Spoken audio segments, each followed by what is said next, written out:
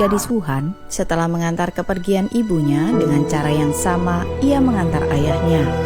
Dan kini ia pun telah pergi menyusul kedua orang tuanya.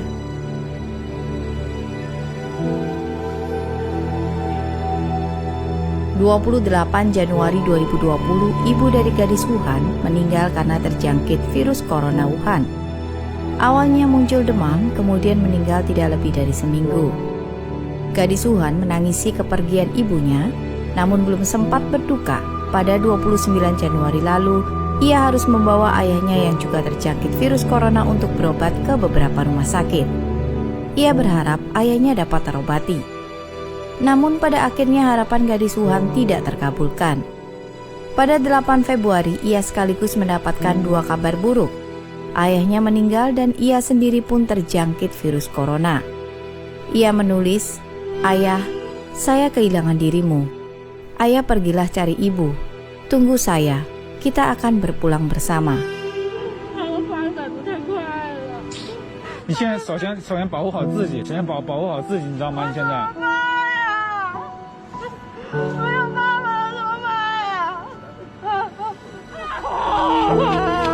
Pada 9 Februari ia menulis di diarinya, "Saya harus bertahan untuk hidup karena harus mengatur pemakaman kedua orang tua."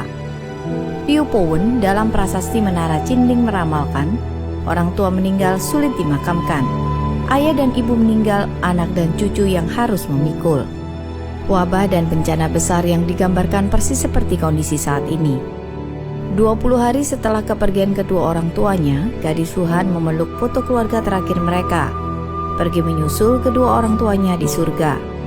Hari itu cuaca Wuhan diguyur hujan. Netizen meninggalkan pesan emosional. "Sungguh menyedihkan, air mata tidak tertahankan. Semoga Anda tenang di alam surga yang bebas dari penderitaan. Parah, tragedi kehidupan manusia. PKT telah berbuat terlalu banyak dosa. Sebuah keluarga yang semestinya bahagia hancur berantakan. Satu lagi, hutang darah. Dosa iblis yang PKT tidak terhitung. Manusia dan langit murka. Langit memusnahkan komunis. Tangisan pilu tidak berdaya akan selalu bergema di langit oleh arwah-arwah yang mati penasaran karena virus corona. Perbuatan rezim komunis sangat tidak berperi kemanusiaan.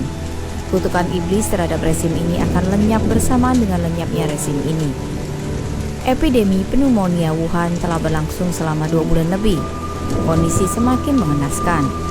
Pemblokiran kota, daerah, gedung, rumah, jalan, dan internet, laporan kematian yang ditutupi secara ketat dan menyeluruh oleh PKT, berbagai tragedi keluarga juga sedang terjadi di Wuhan dan berbagai kota di Tiongkok. Pada 14 Februari, keluarga direktur studio film Hubei, Chang Kai, secara bergiliran terjangkit virus corona dan meninggal satu persatu. Kini hanya tinggal anaknya yang berada di Inggris. Chang Kai menulis surat wasiat sebelum kematiannya dengan mengatakan, setelah ayahnya terjangkit virus corona dan tidak mendapatkan tempat tidur di rumah sakit, sehingga ditolak untuk dirawat inap yang menyebabkan sekeluarga terinfeksi pneumonia Wuhan. Pada 15 Februari, seorang penulis wanita terkenal bernama Fang Fang yang turut terisolasi di kota Wuhan menuliskan di Weibo, hal yang buruk satu persatu terjadi. Seorang perawat di hari kedua Imlek ia masih bekerja dan tidak memakai pelindung apapun sehingga terinfeksi virus. Infeksi ini membawa dampak terhadap keluarganya. Ayah, ibu, dan adik laki-lakinya juga ikut terinfeksi. Kedua orang tuanya meninggal terlebih dahulu. Kemudian dirinya menyusul dan kini tinggal adik laki-lakinya yang masih dirawat secara intensif. Namun sore tadi ada seorang teman yang berprofesi sebagai dokter memberitahu saya bahwa adiknya juga telah tiada. Virus pneumonia Wuhan telah menelan banyak korban. Keluarga yang harmonis namun kini semuanya telah tiada. Saya sangat sedih, dalam hati berpikir, yang merenggut nyawa mereka apakah hanyalah karena virus? Ia menuliskan, "Tidak menular, dapat dicegah," slogan PKT. Kata-kata ini menjadikan kota ini terpenuhi air mata darah, sangat menyedihkan.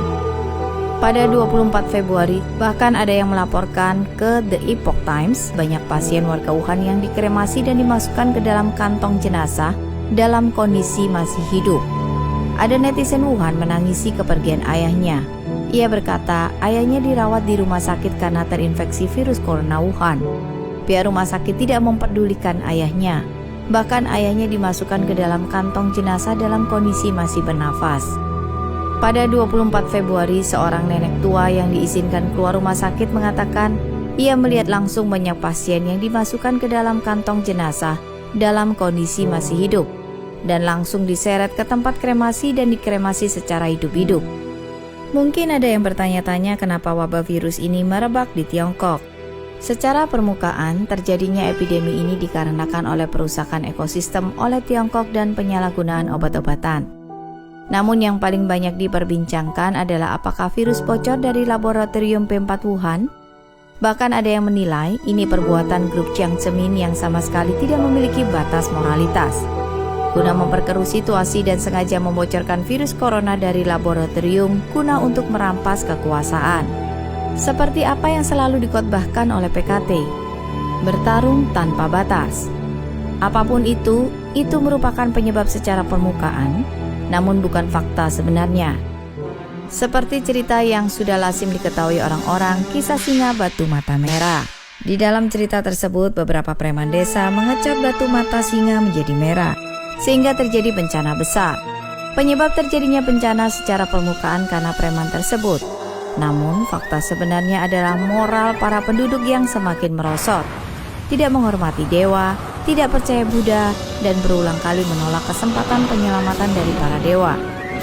Jika benar penyebab epidemi ini adalah virus bocor dari laboratorium P4, maka para pengikut jahat dari Jiang Zemin hanyalah berperan sebagai preman yang ada dalam kisah singa batu mata merah.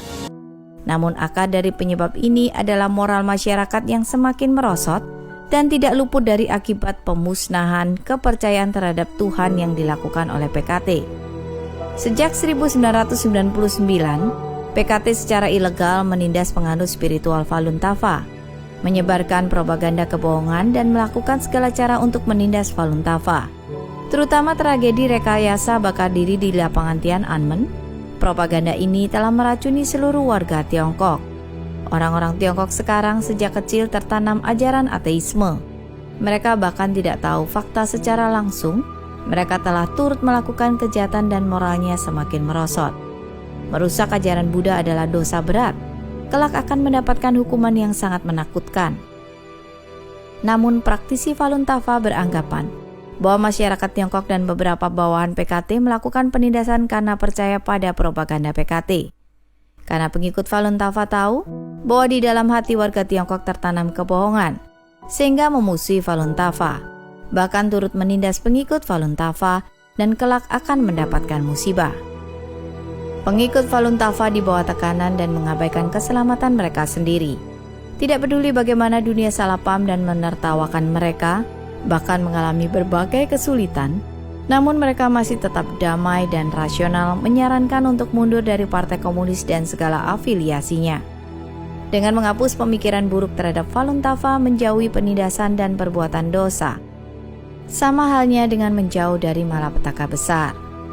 Tidak terhitung berapa banyak pengikut Falun Tafa telah ditangkap, dianiaya dan ditindas secara kejam. Di saat segalanya berakhir, orang-orang pasti akan berterima kasih kepada para pengikut Falun Tafa. Terutama dihadapkan dengan epidemi virus corona Wuhan. Para pengikut Falun Tafa meskipun di bawah tekanan PKT, mereka tetap dengan belas kasih mengingatkan orang-orang, tidak peduli Anda pejabat tinggi atau rakyat jelata, dengan tulus melafalkan Chen San Ren Hao, Falun Tafa Hao, yaitu sejati baik sabar adalah baik dan Falun Tafa baik, maka akan mendapatkan perlindungan dari para dewa dan Buddha dan terloloskan dari bencana wabah ini. Berbagai cara untuk mencari penyelamatan. Di manakah jalan kehidupan itu berada? Jika Anda mempercayai fakta ini, maka jalan kehidupan ada di depan Anda.